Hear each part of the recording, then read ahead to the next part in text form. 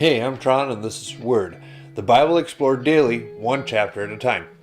Exodus chapter 17 is our current destination with 16 total verses. The community of Israel is guided through the desert of Sin and camps at Rephidim. There's only one problem, one that is common in arid climates. There's no water. Thirst sets in and the level of complaints go up. Moses fears stoning and turns to God for direction on the matter.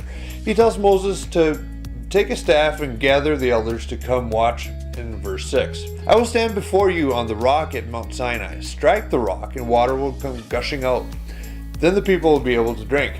So Moses struck the rock as he was told, and water gushed out as the elders looked on. There's water for everyone. Moses is frustrated by the people he's supposed to be leading and the lack of confidence that exists despite all the miraculous events that have transpired during the last couple of months. The Lord's visible presence by the camp every day and supernatural food that sustains a large mass of migrant people and animals in an environment that barely supports any life whatsoever. Like some of his ancestors before him, he names the place to remember in verse 7. Moses named the place Massah, which means test, and Meribah, which means arguing, because the people of Israel argued with Moses and tested the Lord by saying, "Is the Lord here with us or not?" With another problem solved, another problem arrives. The camp is attacked by the local Amalekites, who likely wants to loot the wealth and enslave what appears to be a poorly defended mass migration of refugees. Moses tells one of his trusted men, Joshua, to gather up some troops and fight the invading force in the morning.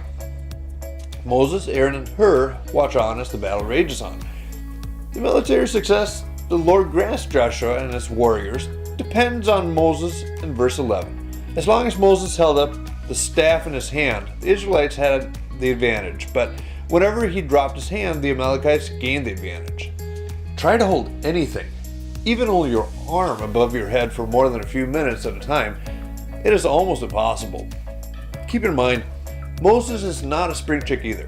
So Aaron and Hur prop up Moses' arms the rest of the day, and Joshua overwhelmingly wins the battle in the end against Amalek. To commemorate what God did that day, Moses builds an altar on the spot in verse 15. Moses built an altar there and named it Yahweh-Nissi, which means the Lord is my banner. The father-in-law of Moses, Jethro, will drop by for a visit and give Moses some advice on how to handle the growing number of complaints from the Israelites. That will be next time in Exodus chapter 18. Until then, Word.